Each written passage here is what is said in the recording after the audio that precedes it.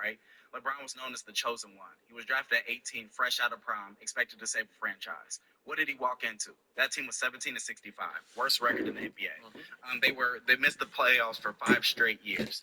The best players on that team were Ricky Davis and Big Z. I like to call them the LA Fitness Five because you could take me and one of my friends at LA Fitness, and we could still be the worst team in the league. Yeah. You know what I mean? And then that team was ranked 29th out of 29th for NBA attendance, which means that neither the fans or the players were showing up. Okay. If there was a fish fry going on across the street, Skip, people would go to that fish fry.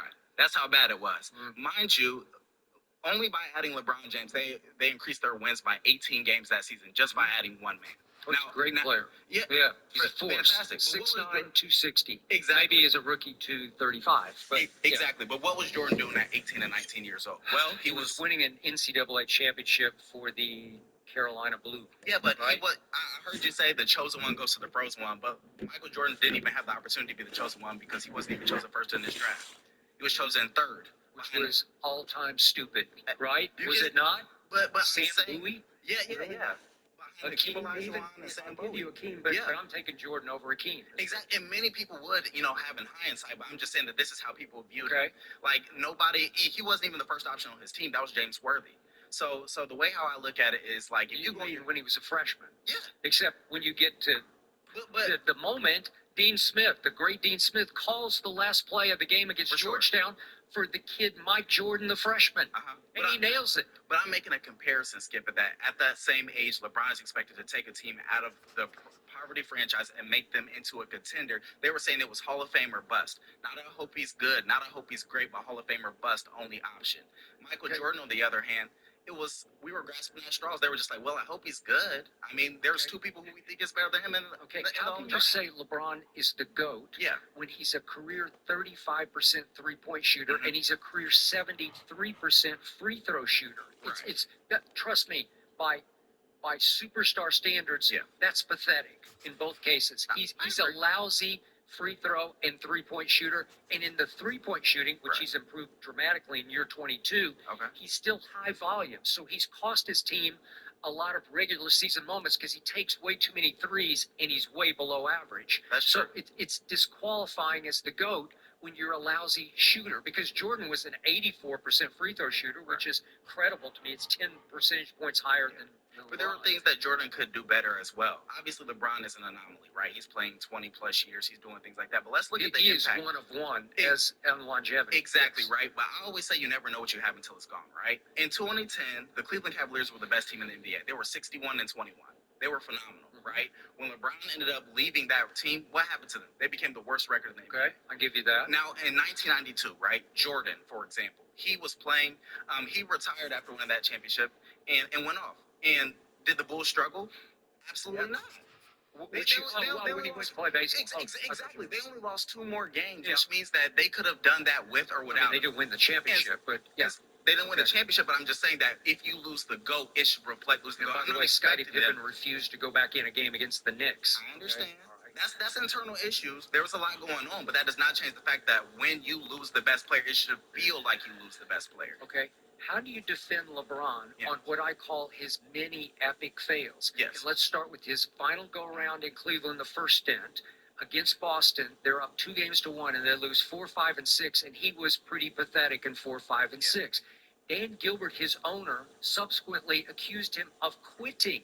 Did anybody ever accuse Michael Jeffrey Jordan of quitting? No, it's laughable, right? Okay. So that's the first one. That's an epic fail. I give you that. Then he goes to Miami the next year. They're up 2-1. Right. He goes back to his hotel. According to Stephen A., he makes a list of, I told you so. I'm going to tell him, I told you so, you so, you so. And I was number 1 on that list. Skip Bayless says, I told you so, okay? Right. And right on schedule, game 4, 5, and 6, chosen one becomes the frozen one. And it was epic. It was like, what just happened to the superstar? Because I've never seen a worse superstar failure on a final stage. So let me go into this. LeBron James has a lot of failures because he took more risk. At the end of the day, he won championships on 3 different teams. He won championships on the Cleveland Cavaliers, he won a championship on the Miami Heat, and he won a championship with the Los Angeles Lakers, right? On the other end, Michael Jordan won all of those championships in the same city, with the same coach in Phil Jackson, under the same triangle offense. You know what I mean? Everything was the same, with the same running mate as Scottie Pippen. Yep. He had a Robin. And He then, had one Robin. exactly, Yep. right? And then you can't even say what Jordan did was sensational. When I think about the greatest, it's something that has never been done before, Okay. right? All right. At the end of the day, Phil Jackson takes that same triangle offense and almost does the same exact thing with Kobe Bryant.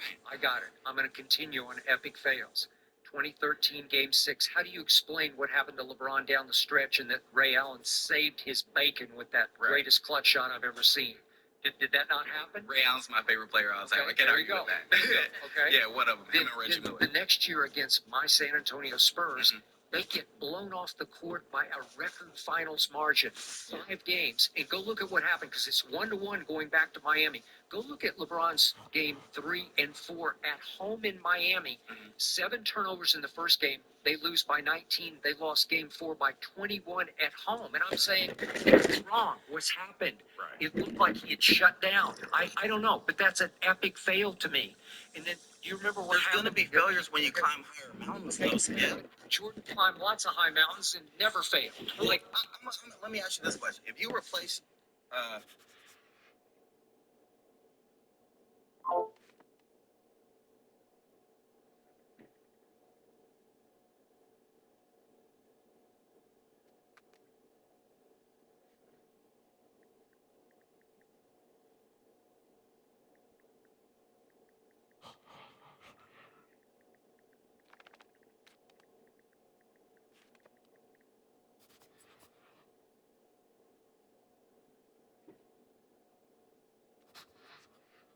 LeBron James when that 3-1 comes.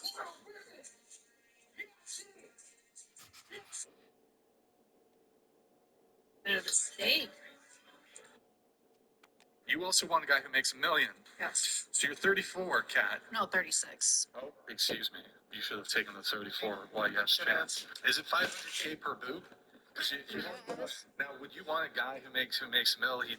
You'd want him to pay for the surgeries, right? Well, that too, The yeah. 7th titty But revision. that would be amazing. Yes. $1 million?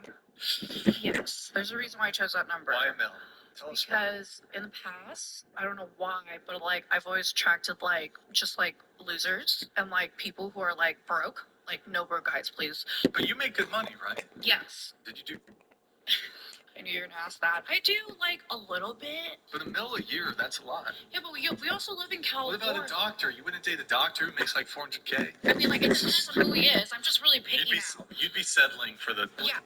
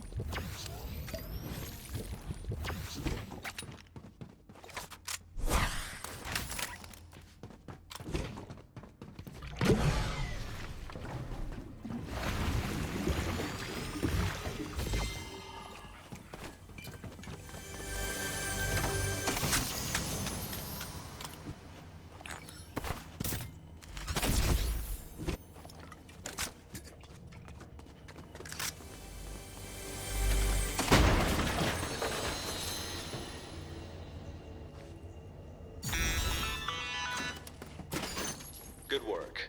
Now, let's see what that baby can do to our competition.